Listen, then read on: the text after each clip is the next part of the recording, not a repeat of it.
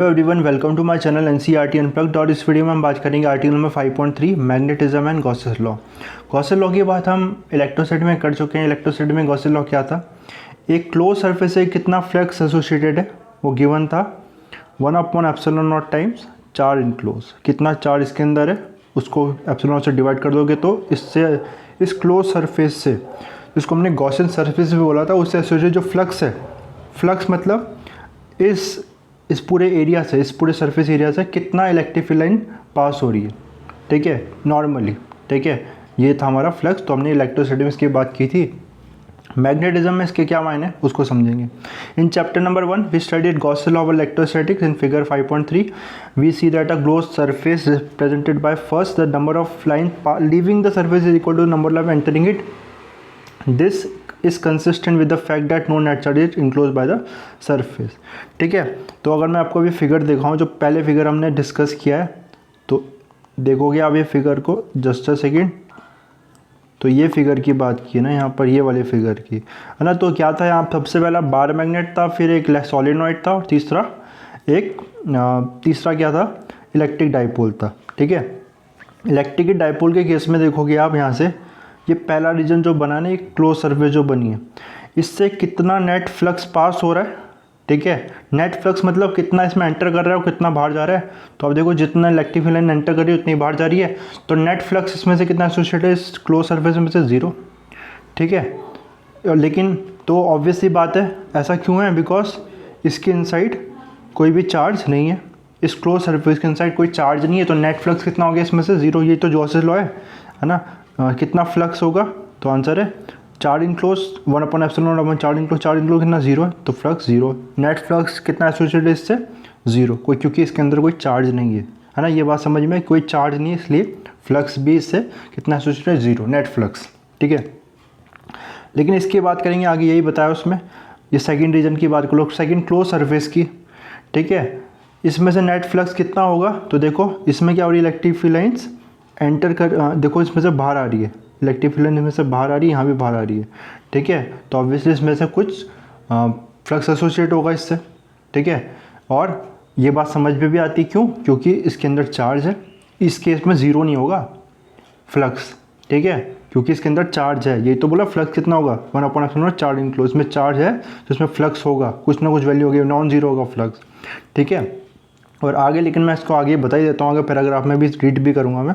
लेकिन अगर जब मैग्नेट की बात करोगे, मैग्नेट में देखोगे तो यहाँ पर पहला जो सरफेस है, पहला क्लोज सरफेस, यहाँ पर भी वो सेम ही चीज़ है। नेट फ्लक्स कितना है, नेट मैग्नेटिक फ्लक्स कितना है, तो अगेन 0 है, क्योंकि जितना फ्लक्स, जितने इलेक्ट्रिक मैग्नेटिक लाइन्स एंटर कर रही है उतनी लीव भी कर रही है, ठीक है। तो देख रहे हो आप, तो फ्लक्स 0 होगा obviously, net flux.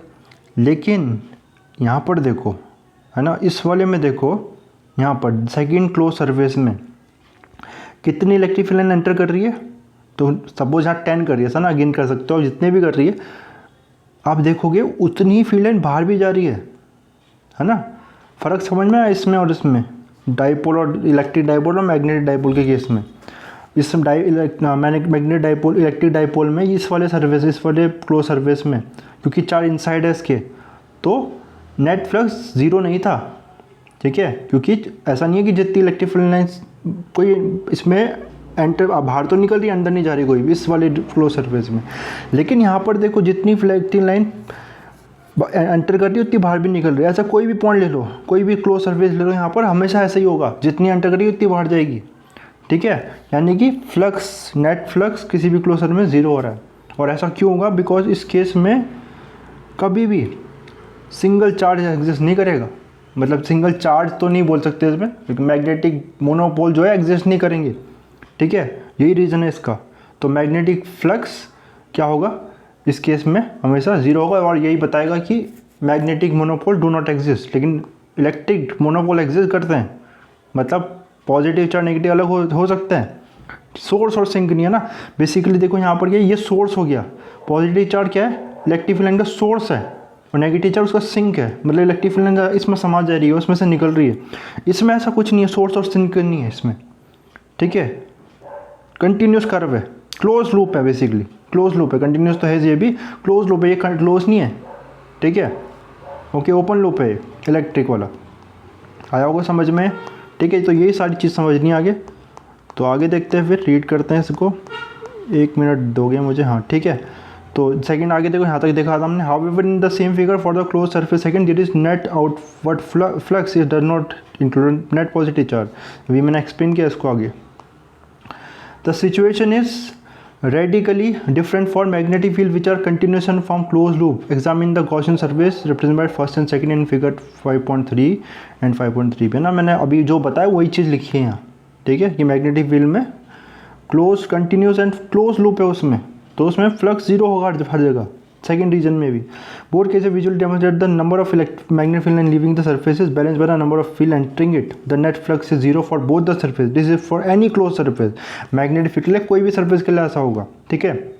Consider a small area vector area element delta S of a close surface S as in figure, ठीक है। तो हमने क्या किया, एक सरफेस है क्लोज सरफेस का एक छोटा सा एरिया डेल एस कंसिडर किया, ठीक है। The magnetic flux through this del X is defined by, और इस छोटे से एरिया से डेल एस एरिया से कितनी मैग्नेटिक फ्लक्स होगी, तो कितनी होगी, कितनी मैग्नेटिक फील्ड है ना। ये तो होता है फ्लक्स का फॉर्मूला क्या है, कितना मैग्नेटिक फील्ड लाइन पास हो रही है उस सरफेस से नॉर्मली, ठीक है। क्या होता है formula, B dot del S, ठीक है, एरिया वेक्टर, ओके। तो this is where B is the field at del S. We divide S into many small area element and calculate the individual flux through each, ठीक है। और ऐसे ही हमने इस पूरे सरफेस को छोटे छोटे एरिया में डिवाइड कर दिया, और टोटल नेट फ्लक्स कितना आ जाएगा, नेट फ्लक्स सिंपली क्या आ जाएगा, इसमें इन सबको क्या कर देंगे, सारे फ्लक्स इंडिविजुअल फ्लक्स को ऐड कर देंगे, हमें नेट फ्लक्स मिल जाएगा, ठीक है। तो नेट फ्लक्स कितना हो जाएगा, इनका समेशन हो जाएगा, ओके। और आप देखोगे समेशन करने पे ये ज़ीरो आएगा, है ना। ज़ीरो क्यों आएगा, क्योंकि जितना इसमें मैग्नेटिक फील्ड लाइन एंटर कर रही है उतनी ही बाहर भी निकल जा रही, ठीक है, एंटर कर रही है एग्जिट कर रही है, क्योंकि क्लोज लूप है ये, ठीक है। मोनोपोल एग्जिस्ट नहीं करते। Where all stand for all area element del S. Compare this with the Gaussian law of electricity. The flux through a closed surface in that case is given by Gaussian law में ये होता है summation of V dot del S Q upon epsilon naught होता है, कितना charge enclose है उसमें, उस पर डिपेंड करता है। चार्ज इनक्लोज नहीं होगा तो फ्लक्स जीरो होगा तो नॉन जीरो होगा, इस केस में हमेशा जीरो रहेगा। Where Q is the electric charge enclosed by the surface, ठीक है। The difference between the Gauss's law of magnetism and that for electricity is a reflection of the fact that isolated magnetic poles called monopole are non note to exist. तो ऐसा क्यों हो रहा है, इसमें फ़र्क क्या है, फ़र्क यही है कि क्यों मोनोपोल एग्जिस्ट नहीं करते हैं मैग्नेटिक में, आइसोलेटेड मैग्नेटिक पोल नहीं होगा कभी भी। आपको नॉर्थ पोल नहीं मिलेगा खाली, या साउथ पोल नहीं मिलेगा, दोनों साथ में ही मिलेंगे, ठीक है। जिससे देयर आर नो सोर्सेज और sink of B. The simplest magnetic element is a dipole और अ करंट लूप। और सबसे सिंपलेस्ट मोनोपोल नहीं है इसमें, डाइपोल ही है, एक करंट लूप ही है, हमेशा साथ क्रिएट होंगे नॉर्थ पोल साउथ पोल, ठीक है। All magnetic phenomena can be explain terms of arrangement of dipole और करंट लूप। और जितने भी हम मैग्नेटिक फिनोमेना को यानी कि करंट लूप से डाइपोल से के अरेंजमेंट से एक्सप्लेन कर सकते हैं, हमेशा ऐसे ही होगा, करंट लूप से ही मैग्नेटिक फील्ड बनेगी और इसमें दोनों पोल होंगे, ठीक है। Thus Gauss's law for magnetism is the net magnetic flux through any closed surface is zero. तो magnetic flux through close surface से जीरो होगा।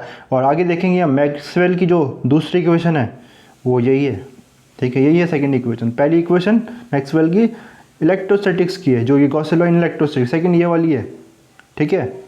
तो इसको बात करेंगे हम फिर चैप्टर नंबर 8 में मैक्सवेल की इक्वेशंस में, ठीक है।